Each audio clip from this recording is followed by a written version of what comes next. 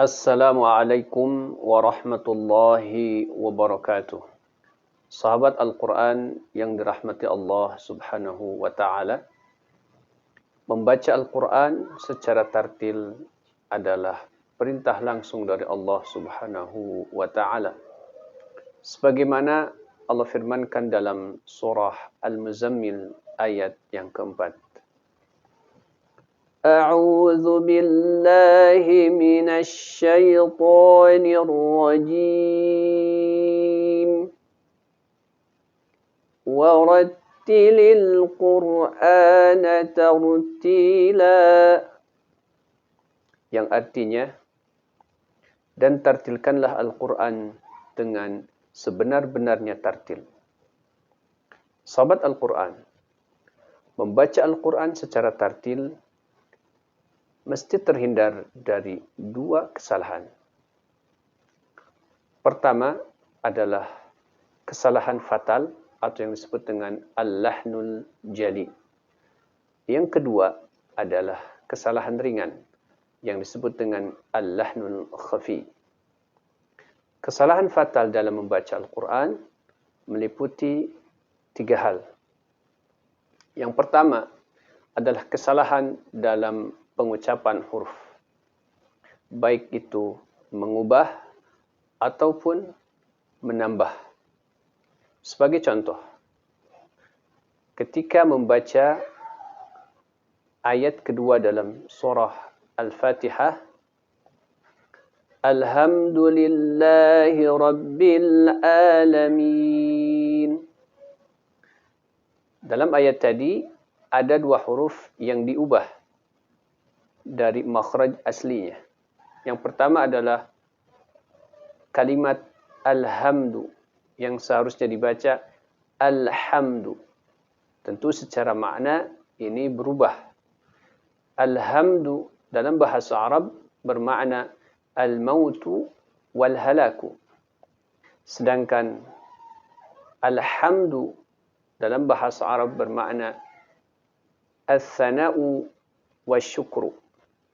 Artinya pujian, sanjungan dan kesyukuran. Sedangkan alhamdu bermakna al-mautu wal-halaku, artinya kebinasaan dan kematian. Yang kedua, kesalahan dalam huruf ini bisa berarti menambah huruf. Sebagai contoh, dalam ayat وَأَمْطَرْنَا عَلَيْهِمْ مَطَارًا,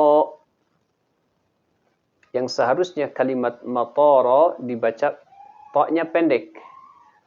وَأَمْطَرْنَا عَلَيْهِمْ مَطَارًا. Secara bahasa, ketika ta ditambah alif menjadi panjang, maka maknanya dalam bahasa Arab adalah bandara atau tempat pemberhentian pesawat. Sedangkan matara, ta yang dibaca pendek, itu bermakna hujan. Yang kedua, kesalahan fatal bisa terjadi pada harokat atau dalam istilah ilmu nahwu disebut al-i'rab. Mengubah bacaan akhir kata dari kasrah menjadi dhammah atau dari dhammah menjadi kasrah, atau fathah menjadi kasrah atau fathah menjadi dhammah. Sebagai contoh, kesalahan dalam i'rab. Inna Allah bari'um minal musyrikin wa rasulih. Kalimat wa rasulih seharusnya dibaca dhammah, maka ini merupakan kesalahan fatal karena mengubah makna dari ayat tersebut. Yang artinya, sesungguhnya Allah berlepas diri dari orang-orang musyrik dan Rasulnya. Seharusnya dibaca Inna Allah bari'um minal المشركين ورسوله. Sesungguhnya Allah berlepas diri dan Rasulnya dari orang-orang musyrik. Sahabat Al-Quran, yang ketiga termasuk kesalahan fatal adalah keliru di dalam waqaf atau menghentikan sebuah bacaan. Seperti pada contoh, fa'lam annahu la ilah.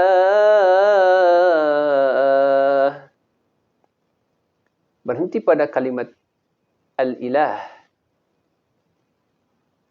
atau la ilah. Ini maknanya, ketahuilah bahawa tidak ada sembahan. Tentu ini makna yang sangat kacau dan sangat fatal, yang seharusnya berhenti pada kalimat setelahnya untuk menyempurnakan maknanya. Fa'lam annahu la ilaha illallah. Sehingga sempurna maknanya, maka ketahuilah bahwasanya tidak ada sembahan yang hak kecuali Allah. Yang kedua adalah kesalahan ringan. Kesalahan ringan ini meliputi beberapa hal. Yang pertama adalah tidak menyempurnakan atau menyamarkan bunyi harokat. Seperti pada lafaz basmalah. Bismillahirrahmanirrahim. Perhatikan huruf kasrah tadi yang dibaca. Bismillah, bismi. Seharusnya huruf kasrah dibaca jelas. Bismillahirrahmanirrahim. Ini adalah kesalahan ringan atau al-lahnul khafi. Yang kedua adalah kesalahan dengan memantulkan huruf yang bukan memiliki sifat qalqalah. Memantulkan huruf yang tidak memiliki sifat qalqalah. Seperti Alhamdulillahi Rabbil Alamin. Perhatikan huruf lam. Kedua-duanya dipantulkan. Maka ini adalah kesalahan. Karena huruf lam tidak memiliki sifat qalqalah. Seharusnya Alhamdulillahi Rabbil Alamin. Kemudian yang ketiga, termasuk kesalahan ringan adalah menebalkan ikhfa yang seharusnya tipis atau sebaliknya. Sebagai contoh, min qablikum. Kalimat min qablikum seharusnya dibaca tebal ikhfa'nya karena huruf qaf termasuk huruf yang memiliki sifat isti'ala. Seharusnya dibaca min qablikum atau sebaliknya, menebalkan ikhfa yang seharusnya dibaca tipis. Contoh, in kuntum. Kalimat kuntum seharusnya dibaca tipis, tidak tebal. In kuntum. Kemudian, termasuk kesalahan ringan adalah dengan ikhtilas, bacaan ikhtilas, yaitu mencuri ritme. Sebagai contoh, lakum dinukum waliyadin. Perhatikan bacaan waliyadin. Harusnya dibaca lakum dinukum waliyadin. Tidak boleh dibaca waliyadin. Itu namanya ikhtilas. Ya, mencuri ritme. Ini termasuk kesalahan khafi atau ringan. Dan juga banyak lagi kesalahan-kesalahan yang ringan yang tentu itu akan kita bahas dalam kajian-kajian, pembahasan-pembahasan, terutama dalam metode tahsinul qiraah yang telah saya susun, yaitu metode aku.